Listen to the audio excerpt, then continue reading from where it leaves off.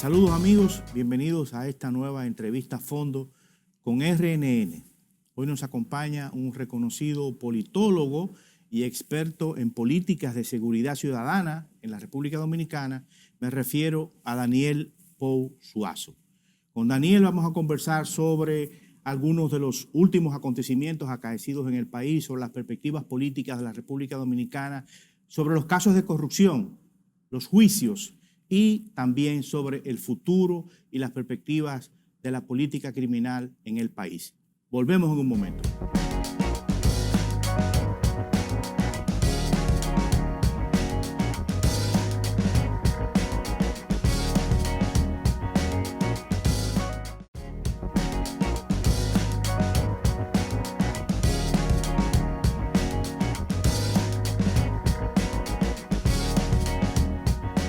Bien, comenzamos nuestra entrevista con Daniel Pou Suazo.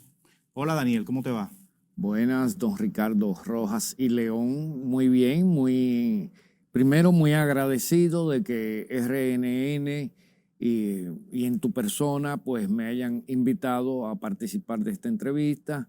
Y además, claro, aquí me siento en mi casa y eso es algo importante cuando uno visita un medio. Esta es tu casa. Gracias. Daniel, el país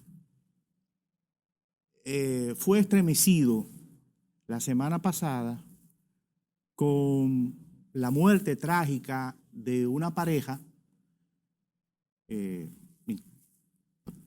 pertenecientes a una iglesia, religiosos realmente, que fueron acribillados, fueron salvajemente asesinados en un sentido no necesariamente jurídico, por una patrulla policial. Correcto. La reacción de la sociedad ha develado una serie de cosas. ¿Cuál es tu percepción de este problema? Bueno, Ricardo, esa infausta noticia de eso fue una ejecución sumaria, lo que podríamos llamar una ejecución sumaria. Ha tocado realmente las fibras más sensibles de nuestra sociedad. Y creo que no hay un solo ciudadano decente de esta sociedad que no se haya sentido conmovido y hasta afectado de manera indirecta por este horrendo crimen. Lamentablemente, no es la primera vez que en nuestro país inocentes pierden la vida. Quizás en este caso, primero porque se trataba de una pareja de esposos recién casados, con apenas 2 meses, 2 personas que se dedicaban a hacer el bien, a ayudar a personas humildes, que estaban inmersos en una tarea religiosa de desprendimiento, a punto de que ella, estando en una situación, me dicen, muy estable en Italia, decide retornar al país, no tan solo con el objetivo de contraer nupcias con quien en vida fuera su esposo, sino también continuar con una labor que ella hace algún tiempo había pues identificado como una vocación social que podría canalizar a través de organizaciones religiosas. O sea, estamos frente a el homicidio que dentro del contexto psicosocial y emocional más relevancia ha tenido en los últimos años. Y esta vez de la peor manera, porque fue ejecutado por una unidad de la Policía Nacional, una patrulla de la Policía Nacional, de la manera más despiadada, cuando todos, por lo general, en nuestro imaginario albergamos la expectativa de que la Policía Nacional es una instancia de protección y de garantía para el ejercicio de los derechos ciudadanos y para la preservación de su integridad. La explicación de esta situación todavía no se ha podido localizar dentro de lo que podría decirse un discurso lógico que nos permita inteligir cómo puede suceder una situación de esta El naturaleza. jefe de la policía dijo que lo que detonó la alarma en contra de un supuesto grupo de infractores fue el robo de una pasola. Uno no sabe si la pasola finalmente apareció, si dieron con la pasola, pero aparentemente fue una reacción inexplicable, porque incluso si hubiesen sido los ladrones de la pasola, no era la forma Correcto. de tú disponer de la vida de un grupo de personas. Bueno, él por lo menos reconoció que se violaron todos los procedimientos de la ley y pide excusa. El problema es que no es la primera vez, son muchas las veces. Recuerda que era estudiante, que lo mandaron a detener y cuando le ordenaron bajarse del vehículo también los... Aquí hay historias sobradas donde la policía ha cometido esos excesos de uso de la fuerza letal. Tantas historias que recuerda Daniel que en algún momento hubo una campaña que decía policía no me mates. Policía no me mates. Eso, yo no me paro en lo claro, policía no me mates. No me mates, correcto. No me paro en lo oscuro. Sí. Entonces, bueno, estamos frente a una situación que yo creo que se ha caído en la copa la gota que los rebosa. Y lo digo de esta manera primero porque estamos ahora mismo transitando por un gobierno que ha hecho de su arsenal fundamental el discurso de las garantías del Estado de Derecho, la transparencia, el régimen de consecuencias, la idoneidad de la gestión pública, y que creo que son realmente los ejes fundamentales que le sirvieron al actual presidente de la República para poder salir triunfador en las elecciones del año pasado. Pero por lo visto, toda una serie de situaciones confluyen para de alguna manera conspirar en contra de este gobierno para que pueda exhibirse consone con sus propuestas de campaña. Y este caso, justamente en el momento en que el presidente de la República hace un anuncio de que ya se va a iniciar la reforma policial, hace anuncios de una serie de medidas de contingencia para tratar de mitigar tanto la violencia sistémica, la violencia social y la violencia delictiva que lamentablemente en los últimos meses ha hecho un repunte y que amenaza con volver a desbordarse como sucedió sobre todo en esa década de los años 2000-2010, cuando llegamos a alcanzar una tasa de homicidios que es histórica en República Dominicana de 26.56 homicidios por cada 100.000 habitantes. Fíjate lo siguiente, el actual director de la policía, a quien conozco someramente por amistad con algunos familiares suyos, le correspondió limpiar el DICAN, cuando eso era un antro, ¿no?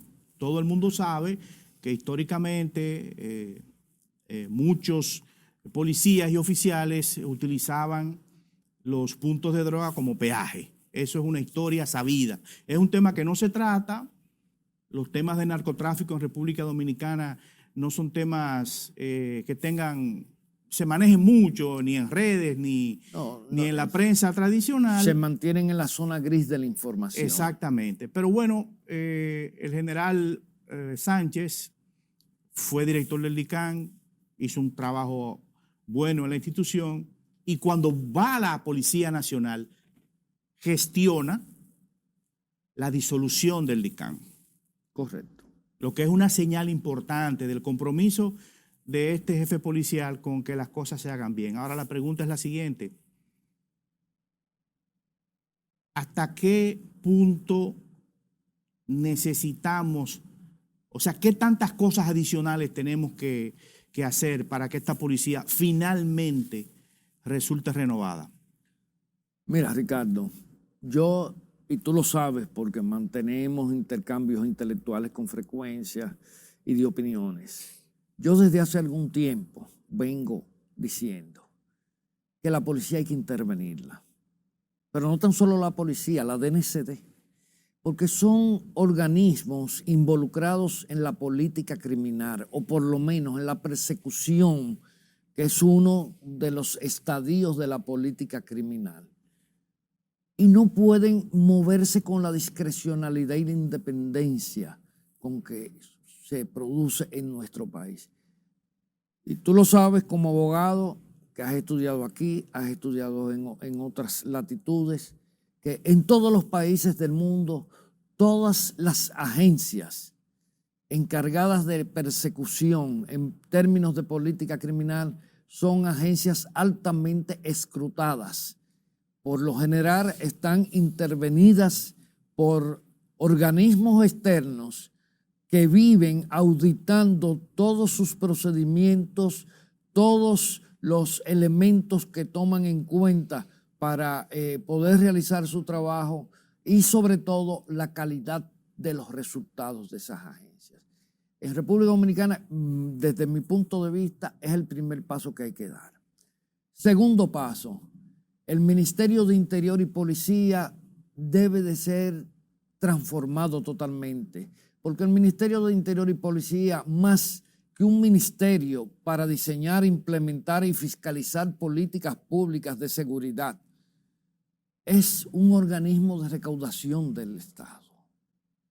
Y los organismos de recaudación del Estado no tienen que ver nada con políticas de este tipo, como es la política de seguridad, que tiene dos ejes fundamentales. Uno, que es la prevención, que es de real competencia del Ministerio de Interior y Policía, y la otra, que es la persecución penal o la persecución criminal, que le compete constitucionalmente, porque estos no son cosas que nos estamos inventando, a la Procuraduría General de la República, que es quien lidera el Ministerio Público.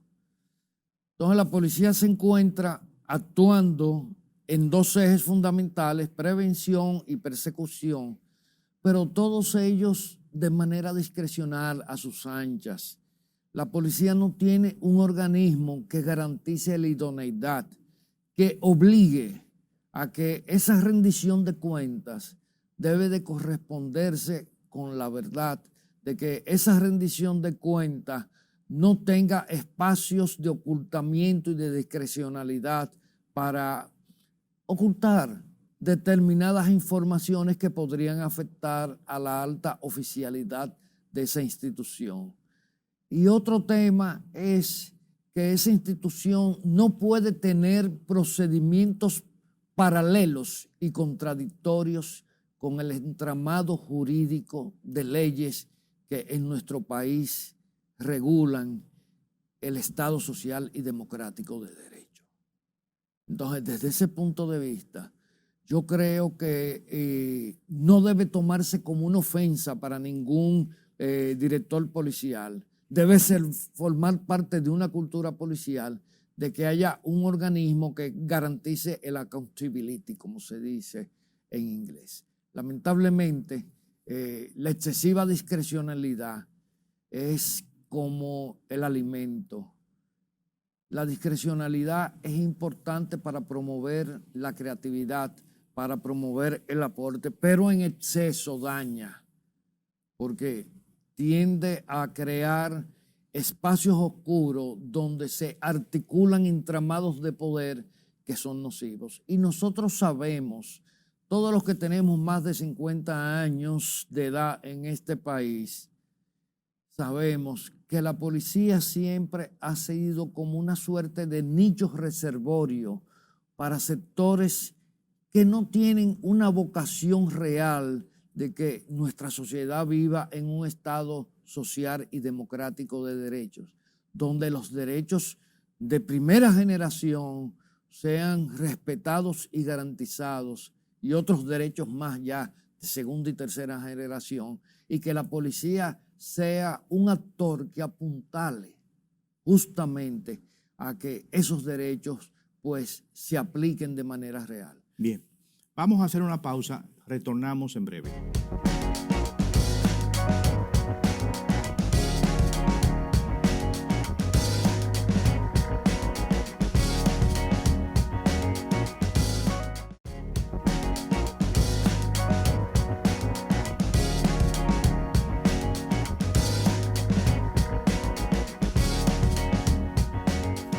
Bien, continuamos nuestra entrevista a fondo con Daniel Pou Suazo. En el segmento anterior, tú hablabas de la política criminal, ¿no? Y la diferenciabas claramente, digamos que de la política de seguridad ciudadana, que es básicamente preventiva. Que yo recuerde, el último documento de política criminal se redactó probablemente finales del 2005 y se imprimió en el 2006. Es un librillo en formato de 5x7, con la carátula color mamey, más o menos lineamientos de política criminal para la seguridad ciudadana, más o menos algo así. Y parece que fue un extranjero, argentino, amigo de muchos abogados dominicanos. ¿Qué necesitamos en República Dominicana en términos de formulación de política criminal? Porque así como siempre hay una política, aunque no sea manifiesta, sí, o sea, los hechos, la praxis te devela una forma política, claro. Así también hay una praxis político-criminal. Pero en el caso hipotético de que nos aboquemos al diseño, el país se aboque al diseño, rediseño, formulación o reformulación de una política criminal que sea algo más que declaraciones eventuales, que alguna marcha en contra de los feminicidios. ¿Qué debe contener o qué debería contener esa política criminal? Mira, y una cosa, Ricardo, y oportuno en este momento que se está tratando de aprobar el Código Procesal, el Código Penal, porque el procesal ya lo tenemos, el Código Penal, porque justamente el Código Penal es un instrumento que define lo que es la silueta de la política criminal de un país. Primero, porque las políticas públicas necesitan un marco de legitimidad para ser aplicadas. En la política criminal, el Código Penal es realmente el marco de legitimidad, es el elemento más robusto del marco de legitimidad de la política criminal. No es un elemento adyacente, es un elemento envolvente de la política criminal. Nosotros tenemos 20 años tratando de tener un código penal y no ha sido posible. No ha sido posible. Pero por eso no es extraño que en República Dominicana no tengamos realmente de manera sistemática formulada una política criminal. Primero porque tenemos un código napoleónico totalmente incongruente con las necesidades que presenta una política criminal moderna.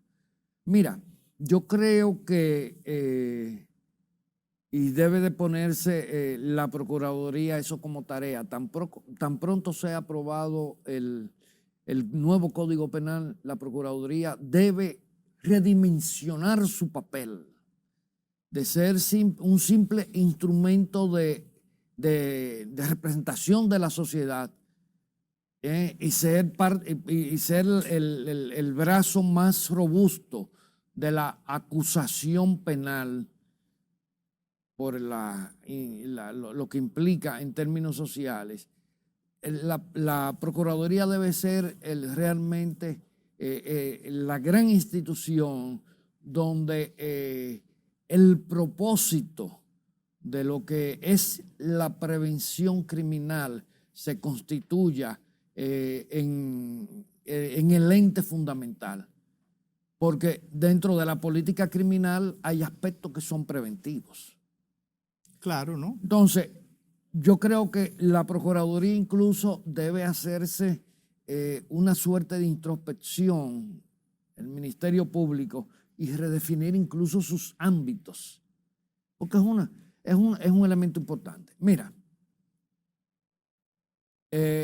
a la luz de esa situación, yo creo que una de las primeras tareas que tenemos dentro del contexto de la política criminal es que la política criminal sí sirva para crear modelos de delito tipo y que se instalen como elemento de prevención.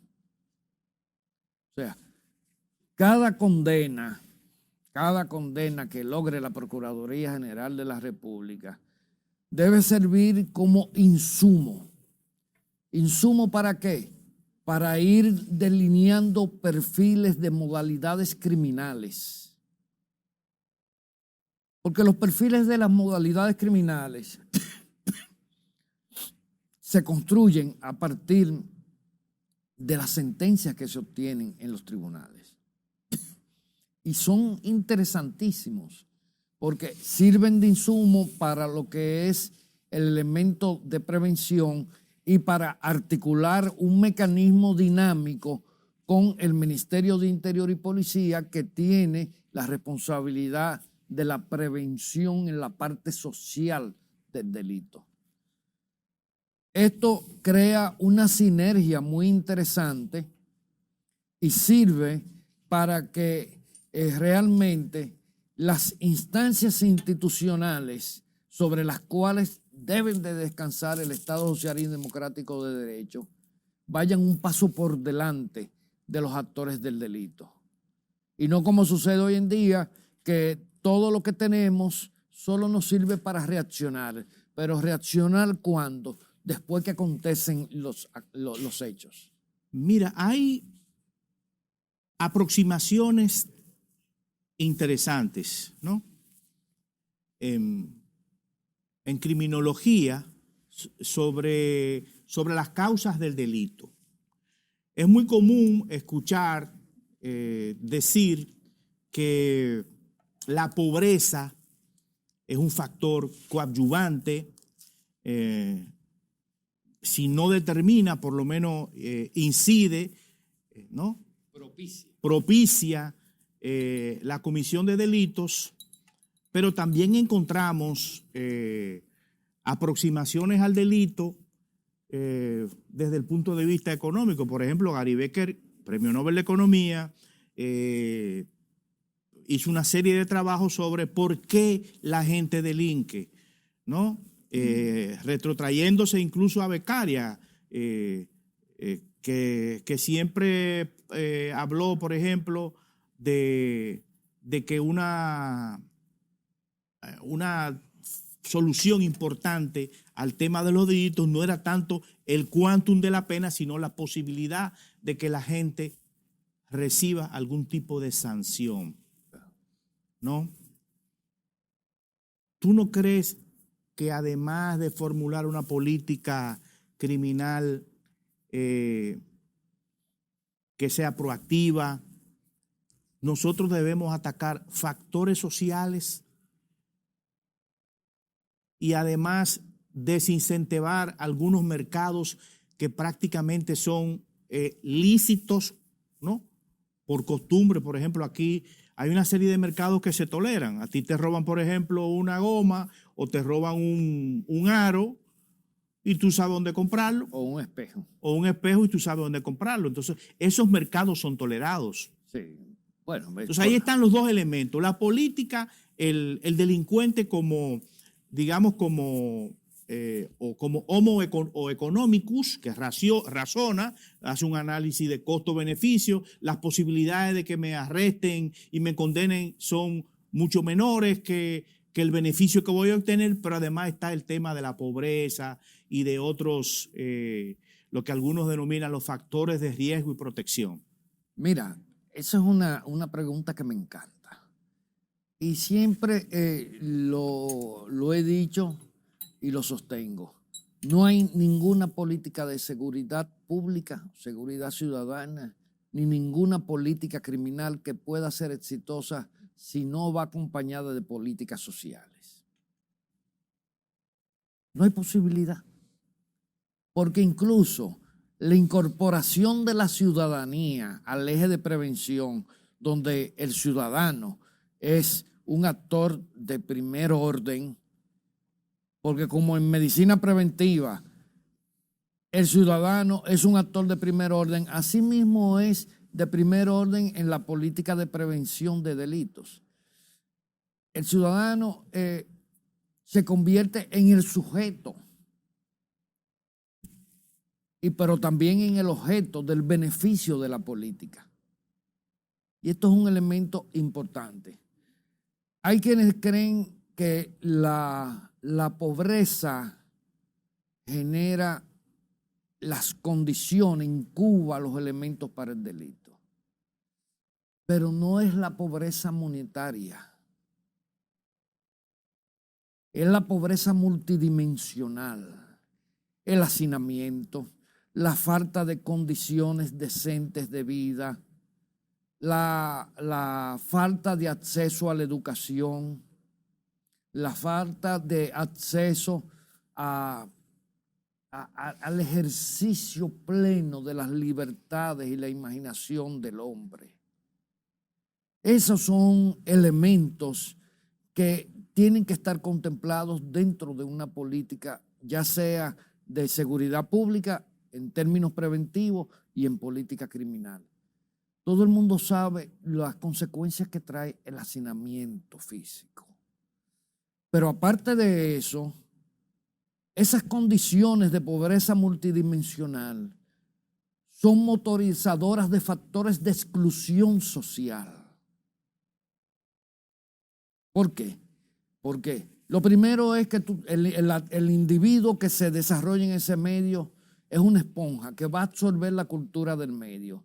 ¿Y cuál es el principal factor de la cultura del medio? El resentimiento. Y la violencia. Y la violencia. Entonces, el resentimiento genera violencia porque es un elemento que motoriza el rechazo.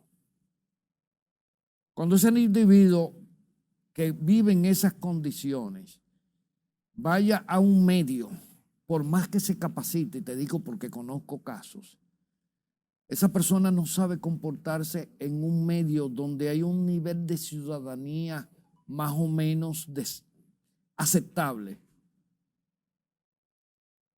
Entonces ese individuo se ha rechazado. Viene el pivote de nuevo a colocarlo en el epicentro de esa condición de marginalidad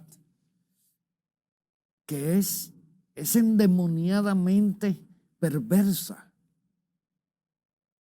porque es castrante, Ricardo. Entonces, el individuo empieza a entrar en conflicto con la propia sociedad en que vive. Primero porque te exige unos parámetros para aceptarte, pero luego te niega los derechos a que tú alcances esos parámetros que son necesarios. Y hay un elemento fundamental que en nuestro país lo pasamos de noche y lloviendo.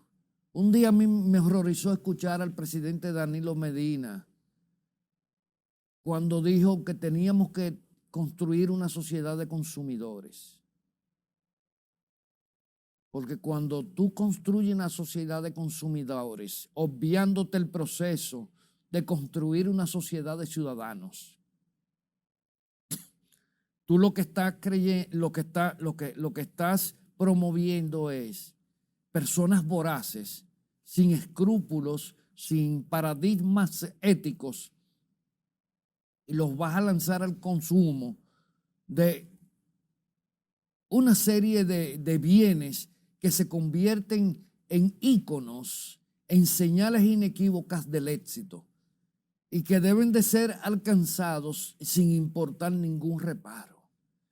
Esa simbiosis tiene una dialéctica terrible, demoledora para nuestras sociedades.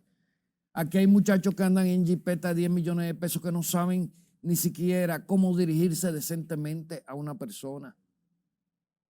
Así es. O sea, ¿por qué? Porque no adquirieron el nivel de ciudadanía. Y los hemos visto que se despachan en los medios de comunicación como si esa cultura, que es un reflejo de la opresión, fuera un bien social que los va a catapultar hacia el éxito y hacia la buena valoración. Y eso es un tema. La sociedad dominicana tiene que ciudadanizarse. Y una vez recuerda que te dije, comenzando por el poder, con los que ostentan poder. Aquí hay que ciudadanizar el poder. ¿Qué quiero decir cuando hablo de ciudadanizar el poder? Es que tenemos que ir acercándonos al paradigma de que todos somos iguales frente a la ley.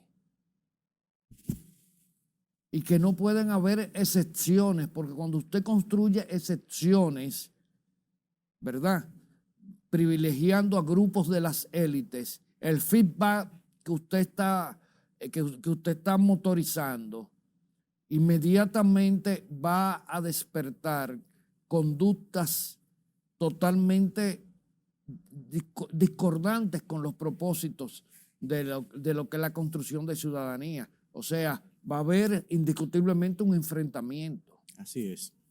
Entonces, desde ese punto de vista, la política criminal tiene realmente una cantidad de desafíos en el día de hoy.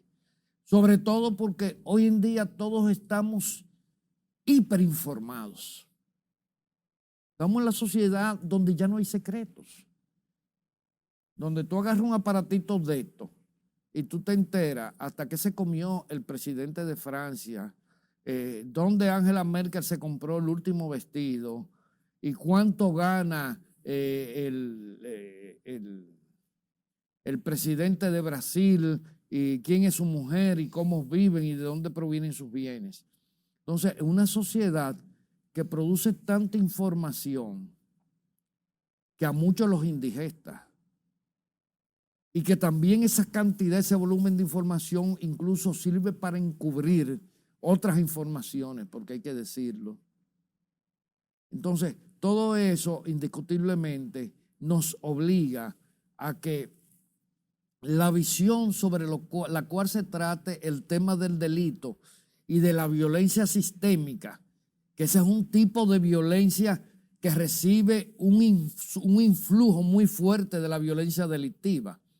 Porque hay gente que, yo digo, bueno, hay que dividir para el estudio la violencia delictiva y la violencia sistémica, porque la violencia sistémica tiene raíces diferentes, hay que tratarla abordarla de manera diferente, pero no crea que son totalmente elementos diferenciados. Entre ellas se produce una sinergia. Hoy en día el liderazgo de los barrios es un liderazgo ejercido desde el punto de vista del delito. Es así. Y eso tiene una influencia sobre la familia, tiene una influencia sobre los niños y los adolescentes que van creciendo. Vamos a hacer una pausa para que entremos ya en el segmento final de esta entrevista a fondo.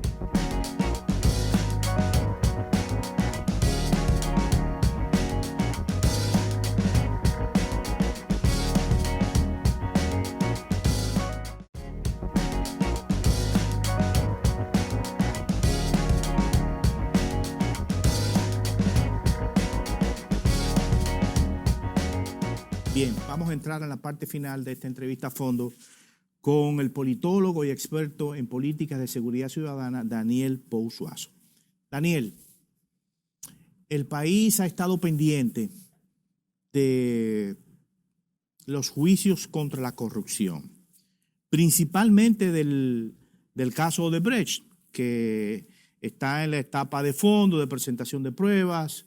Vemos cómo se presentan permanentemente incidentes, la parte de la defensa con mucha frecuencia impugna algunas de las pruebas del Ministerio Público. El Ministerio Público ha dicho que tiene un caso muy sólido, con una gran cantidad de elementos de convicción para conseguir una condena, pero también hay otros casos que se iniciaron el año pasado, el denominado caso Antipulpo, que todavía está en fase de investigación, los imputados iniciales, porque uno no sabe si son todo lo que están, ni están todo lo que son, como se dice, tienen medida de coerción, casi todos.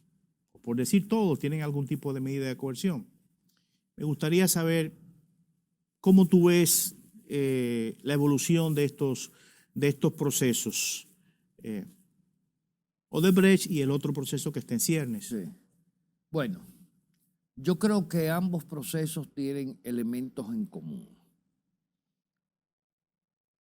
Uno de ellos es que son casos bastante complejos, y de ahí la necesidad de que tengamos un código penal moderno. Que, son elementos, son casos que están dentro del entramado que la hipermodernidad permite desarrollar en todos los países del mundo. O sea, todas esas empresas articuladas a unas a otras, empresas de carpeta, empresas que están registradas en paraísos fiscales, empresas que se mantienen en la línea divisoria entre la legalidad y la ilegalidad, pero que requieren mucho esfuerzo para tú poder demostrar cuál es el terreno ilegal en el que se mueve la empresa. Y por el otro lado hay un factor fundamental y es el alto impacto que tendría una decisión en uno u otro sentido, en ambos casos, pero sobre todo en el Odebrecht. Una decisión ya sea produciendo una serie de condenas o eximiendo de culpa a los imputados. Y esto lo digo porque esto es un caso que tiene un sustrato político muy profundo, en términos de que todos los actores prácticamente, excepto el señor Mayor, el que se le acusa de haber motorizado los sobornos, Rondón, todos eran agentes políticos de diferentes organizaciones que respondían a diferentes tendencias. Entonces, cuando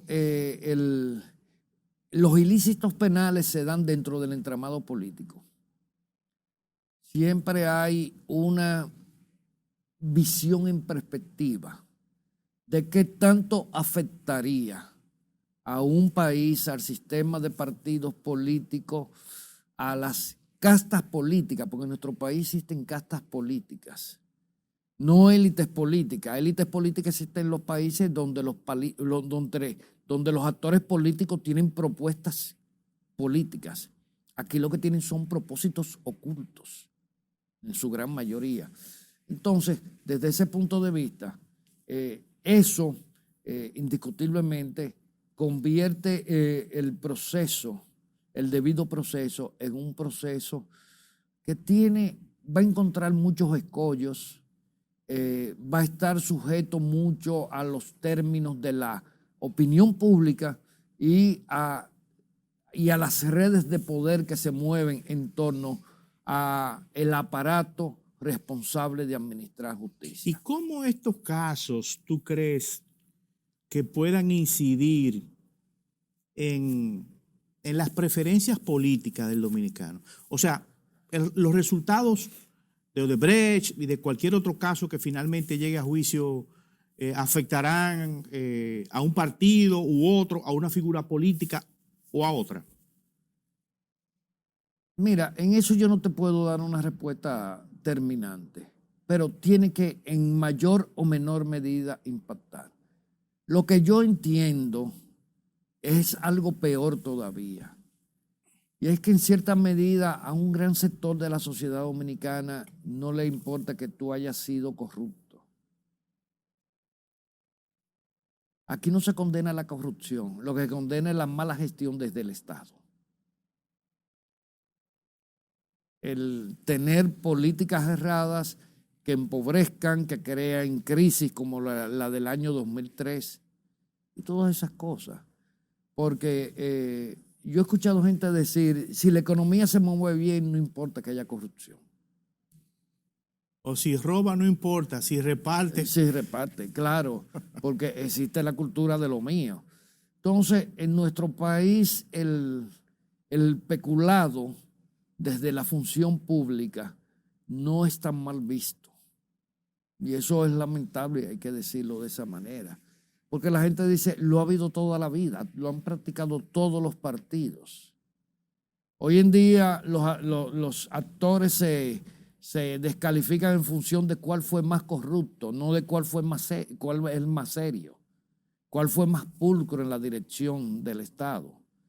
Entonces, date cuenta, cuando la carga de lo negativo pesa más y es el parámetro para poder evaluar, estás en una sociedad donde hay una situación disfuncional en términos de valores y en términos éticos. Ahora bien, lo que yo creo que de producirse condenas, decisiones definitivas en estos procesos, en contra de muchos de los imputados, va a traer muchas contrariedades al interior de grupos, de bloques políticos que están incrustados dentro de las estructuras partidarias. Porque ahí va a venir lo que sucede en las mafias, las vendetas.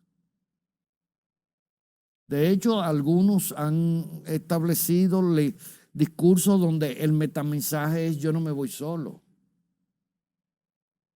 Y todo el mundo sabe que los actos de corrupción que se están conociendo, sobre todo en el caso de Odebrecht, son transversales prácticamente a todo el sistema de partidos, sobre todo a los partidos mayoritarios. No hay partido aquí mayoritario que no haya tenido uno de sus actores de principalía involucrado en ese caso. Hay muchas tangencias en el mundo político. Y lo que peor de todo esto es que este caso puede causar una fatiga en la opinión pública. Nos están haciendo señas, pero yo no quiero despedir el programa sin antes preguntarte tu opinión sobre un tema que ha generado mucha controversia, que ha dividido prácticamente a la sociedad dominicana, y es el que tiene que ver con la demanda de grupos de que se incluyan las 3 causales para la interrupción del embarazo en el proyecto de Código Penal que está siendo conocido en la Cámara de Diputados y que no las incluye. Mira, yo soy de la firme creencia que ya llegó la hora de exorcizar ciertos demonios que aquí se han querido vender desde diferentes ámbitos de la vida nacional. Yo no encuentro que una ley que permita que se pueda practicar el aborto en función de las 3 causales que se están presentando, deba ser justamente el Código Penal Dominicano. Para mí eso es un tema de salud pública. Salud física, inviabilidad del producto y salud emocional de la víctima. De la gestante. De la gestante. Entonces, eso es un tema puramente de salud pública. Porque desde el momento que tú lo colocas en el Código Penal, tú lo estás criminalizando. Así es. El Código Penal lo que podría decir es, se condenará a aquella persona que, pues, dolosamente provoca un aborto. Provoca un aborto que no está contemplada en las 3 causales que contempla la Ley de Salud Pública. Creo que, y esto no es para buscar una solución mesiánica, es porque contemplar las 3 causales dentro del Código Penal me parece aberrante. Bueno, el caso es que tenemos 20 años sin Código Penal y sin causales. Y sin causales. Y dependiendo de lo que suceda ahora, probablemente estaremos todavía un tiempo sin código y sin causales. Sí. Pero esto será tema de otro debate, de otra entrevista. Gracias, Daniel, por este conversatorio sobre temas tan importantes como algunos hechos que han acaecido en el país en las últimas semanas y todo esto de la política criminal que es un tema que nos apasiona y que nos debe interesar a todos, porque aunque no nos demos cuenta, los ciudadanos individualmente, digamos que somos gestores de parte de la política criminal, sobre todo en el área de prevención. Aquí, por ejemplo, hay más cámaras de seguridad en viviendas que las que hay en las calles. Entonces, eso digamos que retrata la situación de la criminalidad en el país, que definitivamente tiene que ser objeto de un programa exclusivo para eso. A ustedes, amigos, gracias por su atención y los invitamos a que continúen con la sintonía de RNN Canal 27.